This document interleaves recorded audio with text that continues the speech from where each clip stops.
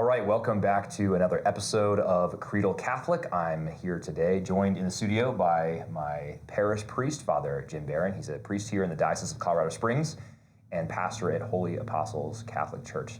Father, welcome back to the show. It's the first time you've been on a video episode of Creedal Catholic. First, thank you for letting me use the Blessed Carlo Acutis studio here at Holy Apostles. So it's a good use for it. Thanks for having me back on. Yeah, tell us a little bit more about yourself. I know you've been on before, but for listeners or viewers who are watching this for the first time, tell me more about your background and where you come from and what you do. Okay. Well, one of my greatest privileges is to be on podcasts. Of course, yeah. With Zach. Some of my second greatest privileges, I am the pastor of Holy Apostles Parish here in Colorado Springs. I grew up here in Colorado, although I was born in Florida. I will be ordained a priest it'll be 10 years this coming June, and it's been a blessing. Much like being a parent, it's not always fun, but it is good. And I've got some just so many things that I've learned along the way, and the Lord has certainly stretched me in this vocation, which, I suppose that's what every vocation is meant to do. It's how God sees us getting to heaven, or how He plans for us to become saints. Yeah. And there is no sanctity without a little stretching. When you said it's like being a parent, but in a way you are a parent, right? You have a spiritual fatherhood for all the souls here in the parish, which is why we call you Father. Mm-hmm. And in some respects, it's more of an imitation of God the Father than biological parenting in the sense, right? Because you're responsible for people's souls, right? Yeah, that's true. And with all of that, there are so many analogies and comparisons of the ongoing senses of responsibility, although the list of those responsibilities might be different. Sure. But there's some very important, there's a reason why we use familial terms for the vocations within the church that don't have biological expression, but certainly the spiritual analogy is very appropriate. Yeah. Now, did you know you wanted to be a parish priest when you were seeking ordination, or did you think about joining a religious order at any point? I had thought about the Dominicans and the Benedictines very briefly, but it just seemed to be clear that the Lord was calling me on to diocesan priesthood. Yeah. And did you know from a young age that you wanted to be a priest, or was this something that you discerned later? I was open to it in 5th grade. Okay. And pretty young. It was young, yeah. 12 years old or so? Yes, just about. Okay, cool. But then in 7th and 8th grade, I wanted nothing to do with it. I found girls really interesting, sports, dating, so exciting, stuff. yeah. So yeah. And then actually I was going to go on to architecture. Oh, okay. And then my last year of high school, I was invited to visit a seminary up in St. Paul, Minnesota. And I went for a 48-hour weekend and had a strong experience in adoration that's where the Lord was calling me to be in the seminary. Whether or not I should be a priest at that point wasn't very clear. But to give Him that exclusive attention in the seminary was a very strong call. That's great. I mean, I know a lot of people who have experienced a call to religious life in adoration. There's a seminarian in this diocese who I know you know, who has the story of being in Mexico in Eucharistic adoration and hearing an almost audible call to the priesthood, which is pretty cool. There's another person who's entering religious life from this parish, similar for her, just fell in love with Jesus through Eucharistic adoration and then discerned a call to the vocation. So that's really cool. Well, Father, thanks for joining. I wanted to have you on because a couple months ago, I'm releasing this Monday of Holy Week, so I think about 2 full months ago now, second Sunday in Ordinary Time, so back in mid-January, this parish had a personal stewardship day. And I didn't know this was coming up. My wife and kids and I showed up on Sunday morning and we saw in the bulletin it's personal stewardship day. And I've been in parishes before. I think pretty much every parish in which I've been has a stewardship day. And I thought that's what this was going to be, where we come in and the priest announces that it's stewardship day and the homily is about giving money to the church, et cetera. And now all that's well and good. We need to give money to the church. There's a biblical injunction to tithe. 1/10 of everything that we have belongs to God and should be given back to God. I mean, really everything we have belongs to God. But there's a biblical injunction specifically to tithe 10% to God. And so that's what I thought we were in for on this personal stewardship day. And then you launched into your homily, and it turned out to be something very, very different. It was all about personal stewardship. So not financial stewardship, not about giving our resources, our material resources to the church back to God, but rather taking care of ourselves, of our persons. So this is the first time I've seen this done in a parish. You mentioned in the homily that this is the fruit of lots of just sort of discernment, pastoral conversations you've had, time in the confessional, hearing people talk through what they're going through and confess their sins. So talk to me more about that sort of as a pastor. Where did this idea of personal stewardship come from? Sure. Well, it is set within the context of stewardship as an expression of our Christian discipleship. Stewardship is a very biblical idea. Jesus speaks in parables about stewards as a parable or as sort of an analogy for the account that we will have to give to God for all the gifts that he has given to us. And so whether it's understanding our stewardship of God's creation, which is one of our focuses that we'll do in April, stewardship of the gift of prayer and the stewardship of our faith, that we are gratefully receiving these gifts from God and taking responsibility to make the most of them. And so, yeah, certainly within that is our finances, and we do focus on stewardship of finances in the fall, but we want to make sure that when we use that word stewardship, it isn't just code word for Father's going to ask for money. Yeah. Because otherwise it does impoverish the real rich sense of living our discipleship as stewards. So we have various areas of stewardship that we focus on throughout the year, and it's an opportunity to preach on it, to focus in prayer, and to make a commitment in these areas to decide this is how I'm going to be a steward in intentional, concrete ways. Well, the personal stewardship seems to fill a gap when we talk about stewardship of prayer, faith, vocations, finances, God's creation, service. Oftentimes overlooked in that is stewardship of our own selves. And really, God gives us care, first and foremost, responsibility for our own souls first.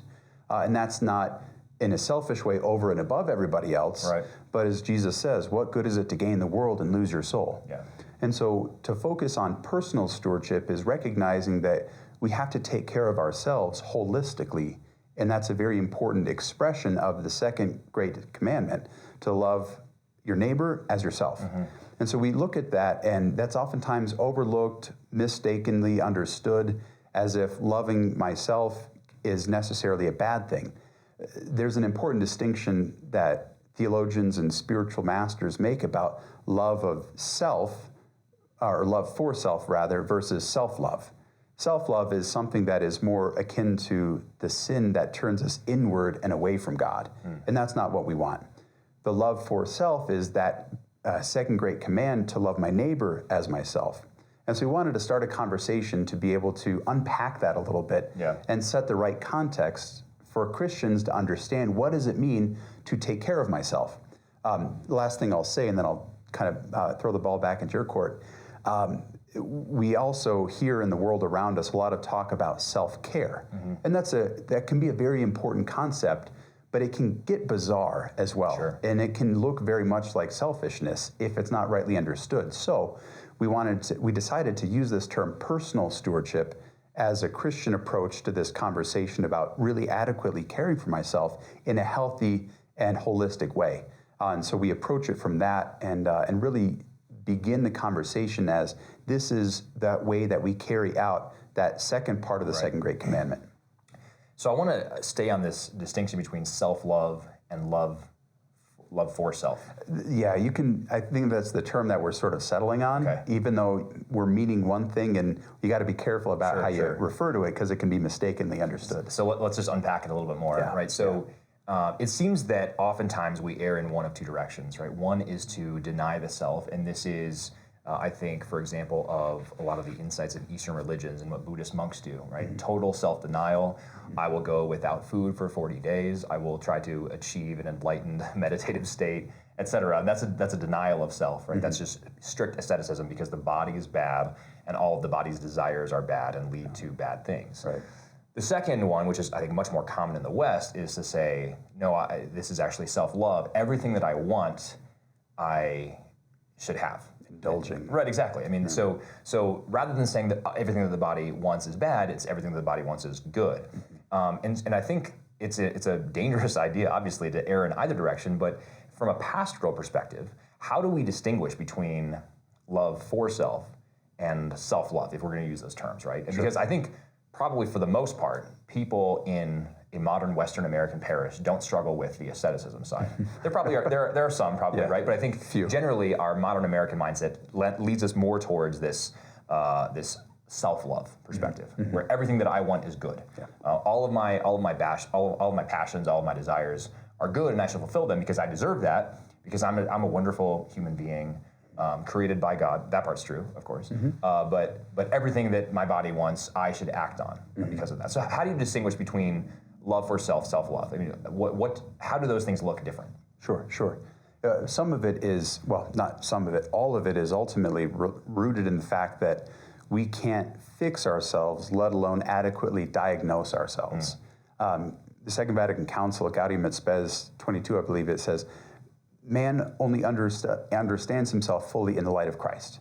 So Jesus shows us what it means to be perfect. Real quick. So Larry Chapp and I, who's a friend of mine, he has a blog called Gaudium et Spes 22. Oh, nice. And he and I do a monthly conversation on this podcast. Yeah. And he's talked about exactly that. He named his blog that because of those words, that everything only makes sense in light of the incarnate word. Yes, absolutely. And this topic in particular, because Jesus Christ is perfect God and perfect man. And so we understand what perfect humanity looks like in Christ. And so, that idea that we can't evaluate or diagnose ourselves accurately, the more open to grace and on the road to conversion we are, the better perspective we get of what human life should look like. Right. So with that idea, I like to fold in something that the Canadian psychologist Jordan Peterson says, that we have to treat ourselves like we are someone we're responsible for helping. And so with that sense of, I know what it looks like to be a good human being, or at least I have a better idea.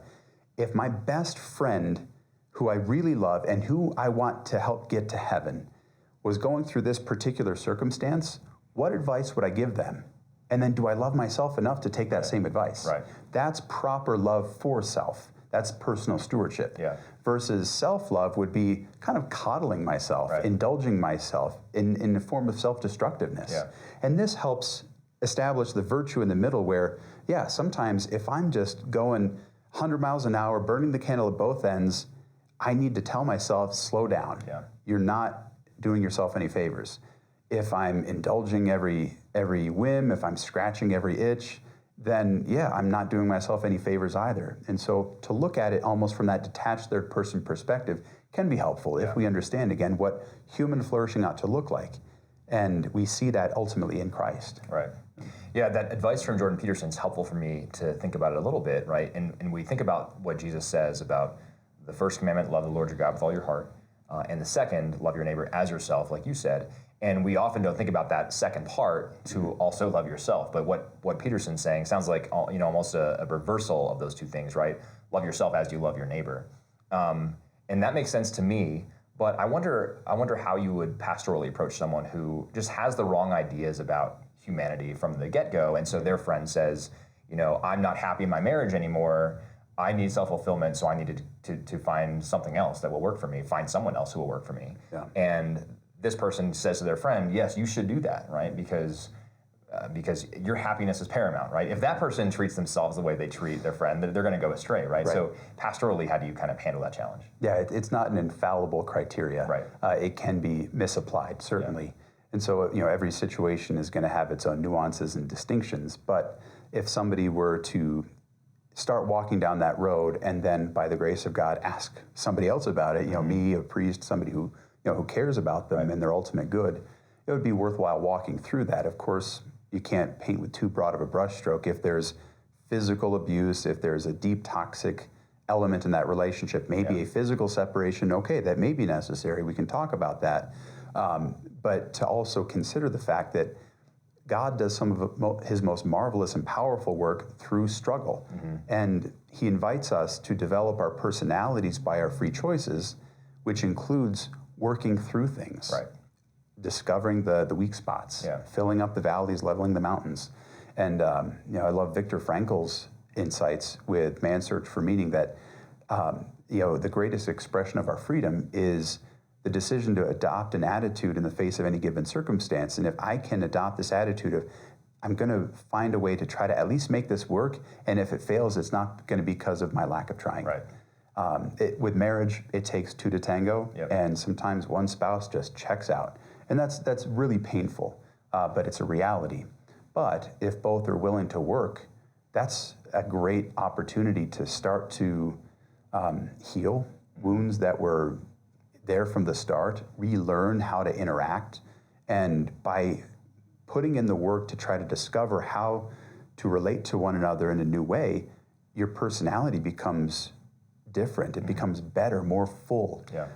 And we become better. Marriages become stronger, to use this example, having gone through that work. Sure, yeah. It's never like you go back to the way things were before conflict. You actually grow through that conflict to become stronger and in many ways more real and grounded than it ever was. So with that, yeah, if somebody were to ask that question or sort of bring that situation up, I would try to help them to see that your happiness now, or at least what you understand it, might need to go through this whole challenge to become enriched, to understand a deeper level of what happiness actually looks like. Right.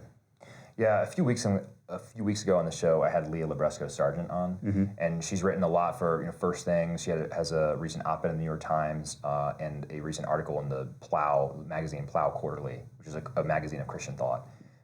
And one of the things I talked to her about, one of the things that her piece, or the main theme of her piece in Plow, was that humans are interdependent beings, that none of us exists on our own, what we would call atomistically, right? We're not just atoms out there colliding like billiard balls. We actually have complicated webs of interconnectedness that hold us all together.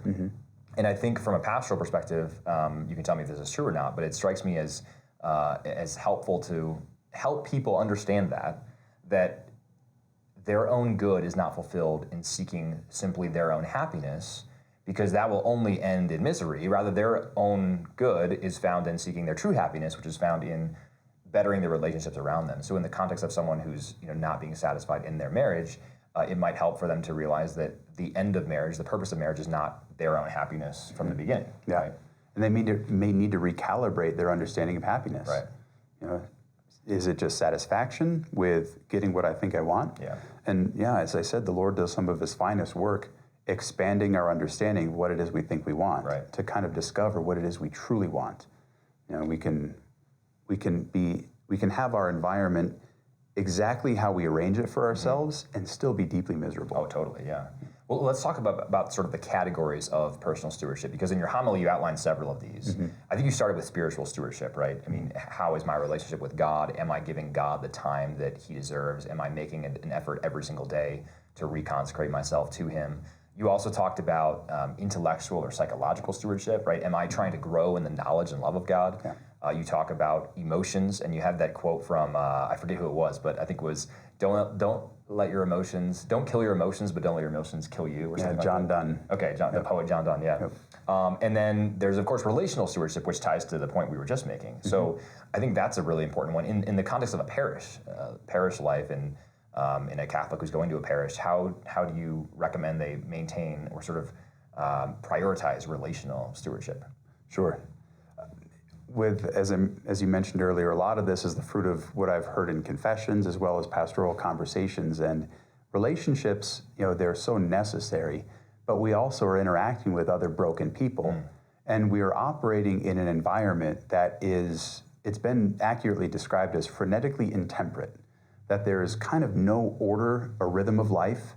If you kind of list off your different priorities and relationships, you would have almost as many overlapping expectations and rhythms and patterns of life. And we try to navigate our way through these different structures and strata, and we end up sort of feeling stretched and pulled in every direction. Yeah, for sure. So, in smaller communities, you tend to have more of a similarity in patterns of life, as well as expectations, rhythms, ways of doing things. People kind of get up around the same time, they go to bed around the same time. They'll have, especially in smaller, older traditional communities where life is arranged around liturgical celebrations or feasts of the year. That makes a big difference because, one, those are decisions that you don't have to make. Like, when are we going to go on vacation? Well, we've got all of Easter week off that nobody works, so that's our time off.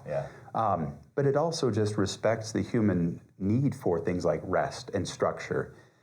Without that, we really have to be a lot more intentional about establishing it for ourselves. And that includes our relationships and establishing healthy boundaries for them. So much of God's work in the Old Testament is establishing a way of life for His people. Again, feasts, rhythms. You will do this at this time, you won't do this ever. And God, knowing our human nature, establishes a way of life because it's within that we become more open to God's grace and to hearing the word, to receiving the good seed in the appropriate soil. But with our relationships, he also establishes you will interact with these people, you won't interact with those people. Right. Establishing those boundaries because they're just some relationships that aren't good for us. And many of our relationships, we might need to reestablish healthy boundaries because they can become codependent. Sure. They can be toxic. They can be dissipating and even obstacles to our own spiritual growth. And then some relationships we might shy away from that we might need to invest more into. And so it's really an intentional, prayer-filled approach to this idea of creating boundaries, structure, intentionally living my relational life. They don't just happen. We have to invest in the ones that are worth investing into, and then also perhaps pull away from the ones that aren't healthy for us. Yeah, and I think there's an important distinction here between what you're saying and what a sort of modern secular therapist might say. The words kind of sound the same, right? Some relationships are toxic, some are helpful, some strengthen you, but the ends are different, right? Because a secular therapist might say this relationship is toxic because it is not allowing you to fulfill what you want to fulfill.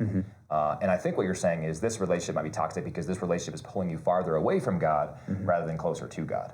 And because God is the ultimate good, God is the one in which we find true happiness, true fulfillment. That's why we would say those relationships are toxic if they're pulling you farther away from God, right? Yes. Yeah, for example, in the seminary, you've got these college-age men who are on fire for the faith and yet not quite fully formed. And some of them think, well, yeah, I'm going to go evangelize to the women's dorm on campus. That's going to be a great way to share the gospel. Bad idea. Bad idea. Bad idea. Bad idea. Yeah.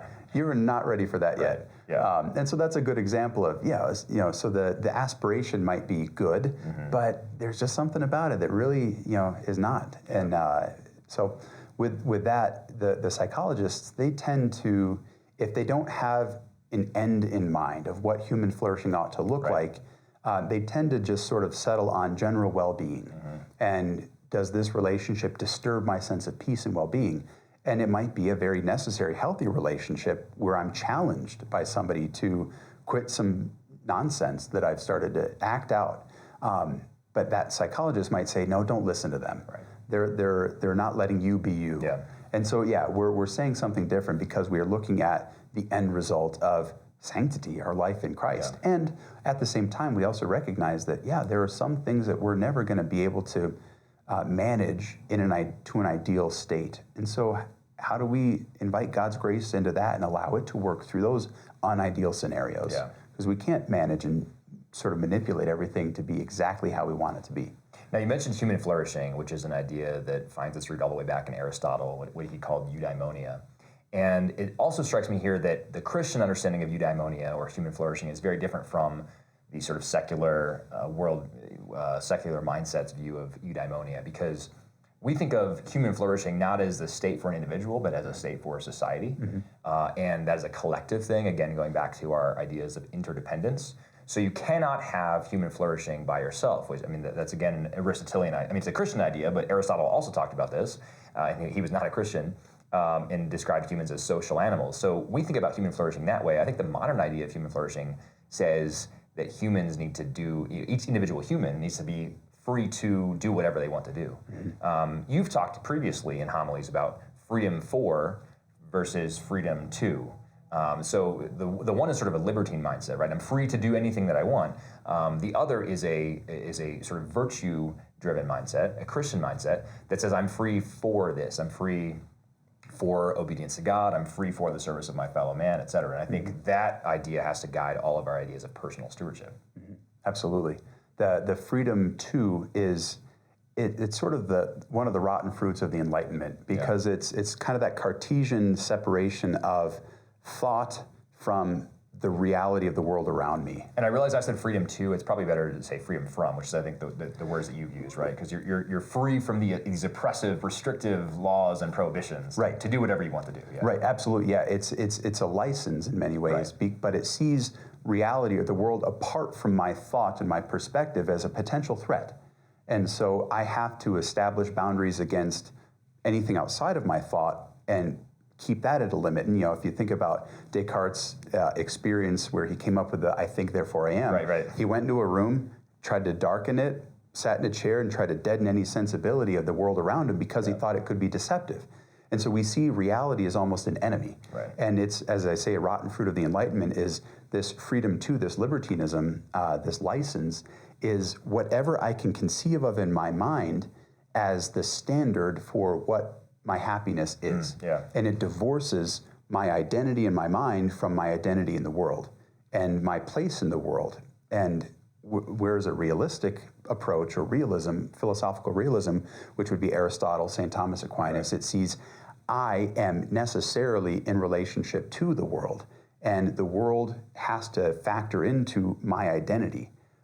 There is no separation of that. And I think we can spiderweb into all sorts of other consequences of the opposite mentality, but from this we can understand not only a sense of responsibility, but also adequately account for how I'm influenced by my world, or by the world. And it really does challenge me to get out of myself as if I were the pole position, as if I were that infallible center of the universe capable of evaluating everything. And in that, I become free to live in reality. It's something that isn't a threat, and it's demanding. The more I respond to that demand and grow in virtue and am capable of adequately meeting my environment, my personality becomes more full. My humanity becomes developed in that, my character. And with that, I'm able to meet any circumstance that life may throw at me, versus the other becomes so guarded and defensive. And anything that I don't like becomes something that I have to tune out. I can't take it anymore. And so I become less free. But even though I consider that license as the epitome of freedom, it becomes ultimately restrictive because the world in which we live is demanding and will conflict with my constructed world somehow. We see this with a lot of the social issues going on now, and with some of the rubber hitting the road with cancel culture. Well, that conflicts with how I think the world ought to be. Therefore, that's limiting my freedom somehow. That has to be eliminated.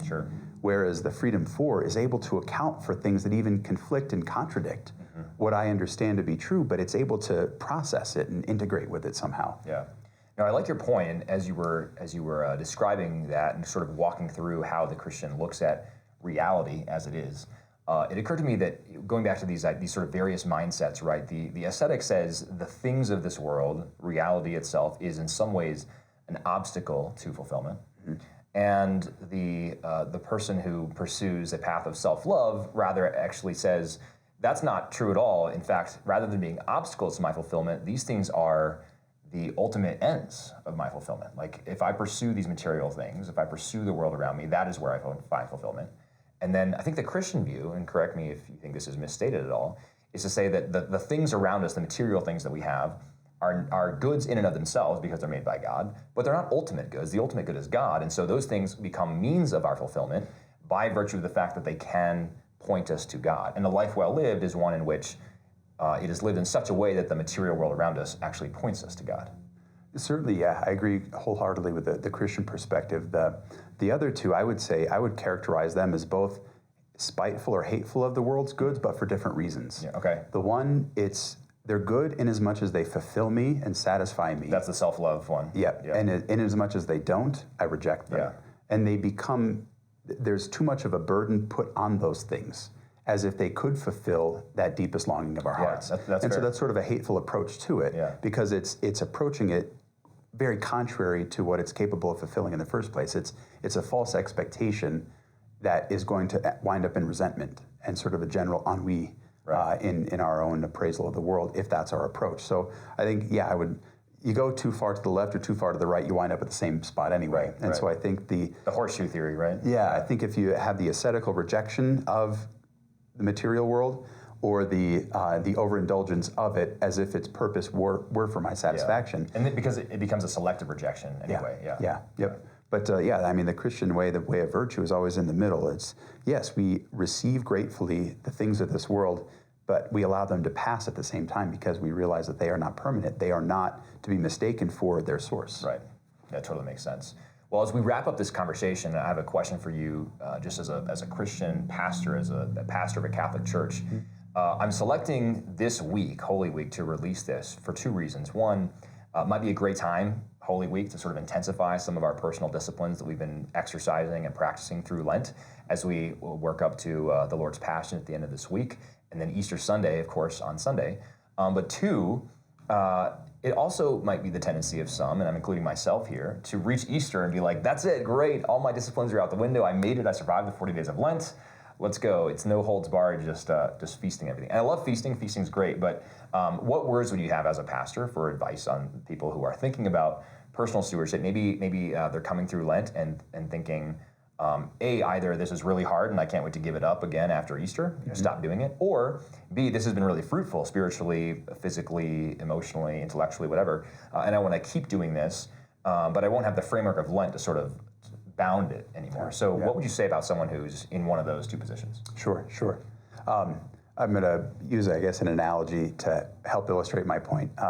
The military has tended to move away from their physical fitness tests where you could just work out for a couple weeks, pass the test, and then get fat and flabby again. Yeah. They're trying to make it so that you have to stay in shape year-round. So that's an analogy for, Lent is a time of intense spiritual shaping up. And it's good. We want to have those spiritual, defined muscles and everything, keep the razor sharp again. Kind of like a deployment or something. Yeah, absolutely. And so it is set apart for a reason so that we might be able to intensely focus on it, climaxing in a particular way in Holy Week, to your point.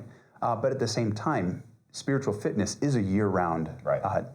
It's a year-round reality. It's something that we have to maintain. And so, while we may justly relax some of our Lenten practices, it's not something we should just kind of abandon altogether. Easter, we prepare for Lent to celebrate Easter more fully. And we don't celebrate Easter by just sort of sheer indulgence. We do feast, and we need to feast. I think feasting is a great way to evangelize the culture because our culture sort of indulges in everything. It doesn't know how to enjoy anything. And so to actually, through self-denial, find ways to increase our enjoyment of things that are worth enjoying. But at the same time, to really recognize these things are only worth enjoying and their goodness will only be maintained in as much as they help draw us to God. It's not the chocolate bunnies are not the end in and of themselves. My weekly cigar or a nice glass of wine is not. We use those things to help elevate us and elevate our moods and draw our minds into God. And so we feast well, but we don't let these things take over or take us away from the whole trajectory of our lives, which is that ongoing, never-ending personal stewardship, which has its end really only holiness and fullness of life in God. Yeah, totally makes sense. Good words to end on. Thank you so much, Father, for joining me today. Always appreciate having you on the show. My pleasure. I know that Lent is a very busy time for priests, and Holy Week even more so. So we'll be praying for you this week as you have all the services to do and as your practices really ramp up as well. So to my listeners and viewers, thank you so much for joining me for another episode of Creedal Catholic. If you have any thoughts on personal stewardship and would like to share them with me, let me know. You can let me know in the comments below if you're watching this on YouTube, or send me an email if you're listening on podcast, Zach, Z-A-C, @creedalcatholic.com. If you have a question for Father Jim, I'd be happy to pass that on. So just again, email me, Zach, Z-A-C, @creedalcatholic.com, and I will reach out. Thank you once again. Thank you, Zach. And until next time, God bless you.